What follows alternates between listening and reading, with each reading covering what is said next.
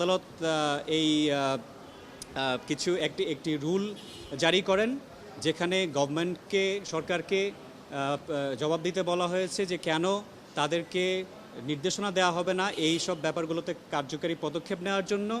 নগদ নিয়ে এলো হার না মানা হার অফার। সর্বনিম্ন 10,000 টাকা রেমিটেন্স নগদে পাঠালে থাকছে স্বর্ণের হার জেতার সুযোগ।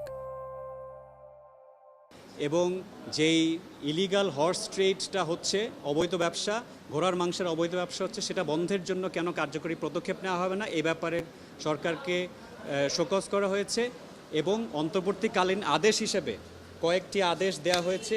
এক হচ্ছে যে যেই দরখাস্ত পিটিশনারগণ করেছিলেন সরকারের কাছে সেই দরখাস্তটি নিষ্পত্তি করার কথা বলা হয়েছে। একটি গাইডলাইন এবং অ্যাকশন প্ল্যান করতে বলা হয়েছে 90 দিনের মধ্যে, যে সরকার এই সিচুয়েশনটাকে কিভাবে হ্যান্ডেল করবে সেটার ব্যাপারে একটি গাইডলাইন এবং অ্যাকশন প্ল্যান করতে গভর্নমেন্টকে 90 দিনের সময় দেওয়া হয়েছে এবং গভর্নমেন্টকে এটা গাইডলাইন এবং অ্যাকশন প্ল্যান করতে বলা হয়েছে। এবং আরেকটা যেটা সমস্যা আমরা বলেছিলাম, মাননীয় আদালতের কাছে তুলে ধরেছিলাম, সেটা হচ্ছে যে আমরা প্রথম রেডটা হওয়ার পরে এর বেশ কিছু পরে আরও কয়েকটা রেড হয়েছে।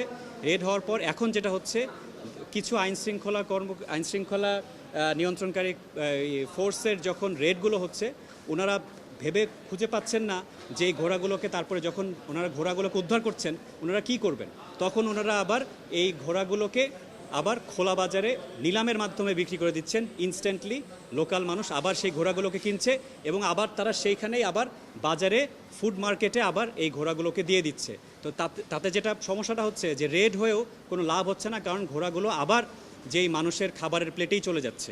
তো এই কারণে এই প্র্যাকটিসটা বন্ধের জন্য একটা ইমিডিয়েট একটা নির্দেশনাও হাইকোর্ট ডিভিশন দিয়েছেন।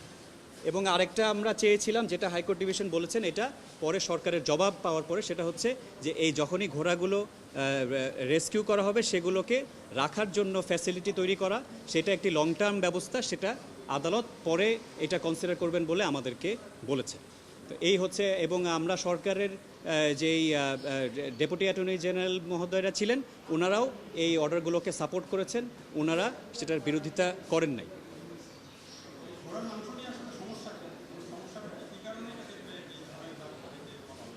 আচ্ছা, তো এই ঘোড়ার মাংসের একটা সমস্যা হচ্ছে যে ঘোড়ার মাংস ইটসেলফ, আমাদের যেই পশু জবাই আইন সেখানে বেশ কিছু প্রাণীর লিস্ট দেওয়া আছে, যেমন গরু, মহিষ, ছাগল, দুম্বা ইত্যাদি, উট, এগুলোর লিস্ট দেওয়া আছে, সেখানে ঘোড়ার কথা বলা নাই।